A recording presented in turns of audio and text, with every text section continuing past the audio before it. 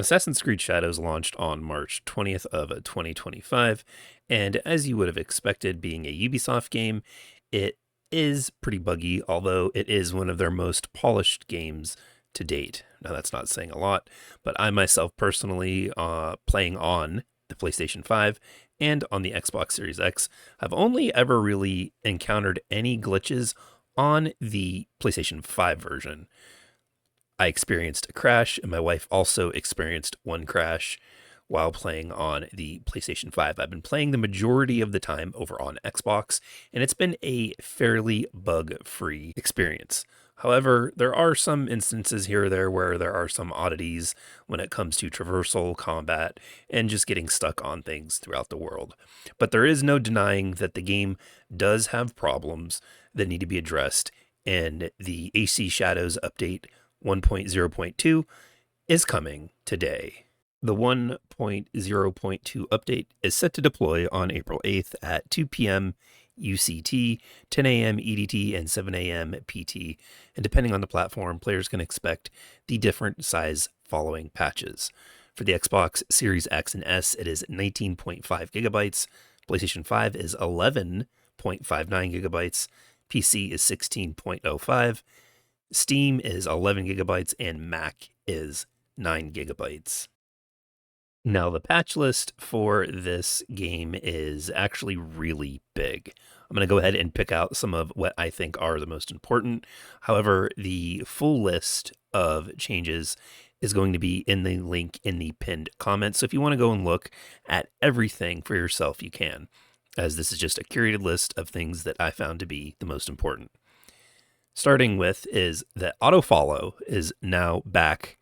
While helping to navigate your horse, simply activate Pathfinder to enable autofollow, and your horse will automatically follow the road to your marked destination.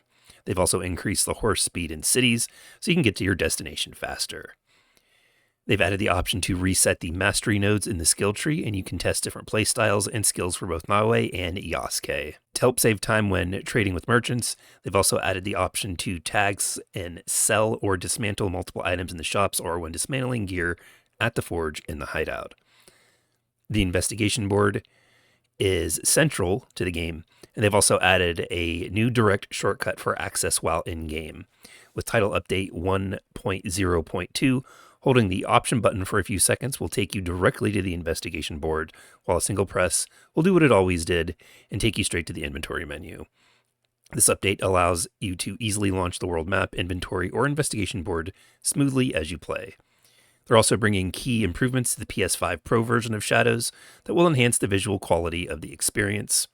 They've added PSSR support to PS5 Pro, and please note, players that do have been playing on the PS5 Pro prior to the update will need to manually enable PSSR in the video tab of the pause menu. Balance mode will now feature ray-traced specular, and visual fidelity will be closer to the PS5 Pro quality mode than in performance mode. Additional improvements and fixes based on player feedback are the uncapped frame rate at the hideout above 30 FPS on performance mode, improved balancing of boss fights, fixed an issue where Pathfinder lines would appear in photos taken in photo mode, fixed inconsistencies with the throw kunai to the closest enemy after the assassination perk when the Tools Master gear is equipped on Nawe. This was something that I actually have experienced on the Xbox, where after assassinating an enemy, you were supposed to throw a kunai at the closest enemy, and sometimes it would work, but most of the time it didn't. They've also improved double assassinations and improved Nawe's responsiveness in some instances. When it comes to visuals and graphics, they've addressed various graphical clipping, LOD, and texture or FPS issues. They're addressing issues with floating props, corrected various character visuals and NPC animation issues. They've addressed some visual issues in various cinematics and cutscenes. They fixed an issue with water rendering with ray trace global illumination, set to diffuse hideout only and or diffused everywhere. Now, I'm sure this is just one of many updates to come for Assassin's Creed Shadows over the next couple of years, And what I'm looking forward to the most for them adding is, of course, New Game Plus. I would also like to see them add little touches to the game, such as being able to have cutscenes with whatever headgear on that you currently have equipped for either character. And I would also like to see the return of the Assassin's Creed Discovery Tour. I don't know necessarily just how accurate Assassin's Creed Shadows is to the time period in Japan that it is portraying. I know there has been a lot of controversy about that recently, but if it is somewhat accurate, I would like to see them add in the Discovery Tour like they had for previous games, where it can teach you very specific things about the era and places that you're at.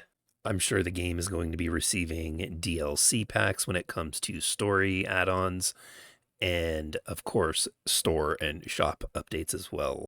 This is obviously just the start, and I look forward to seeing what they have planned for the future. So if you don't want to miss any updates for Assassin's Creed Shadows, don't forget to click the subscribe button and the notification bell to make sure you keep up to date on all the videos coming out. But until next time, everyone, I'd like to thank you all for joining me, and I'll see you in the next video.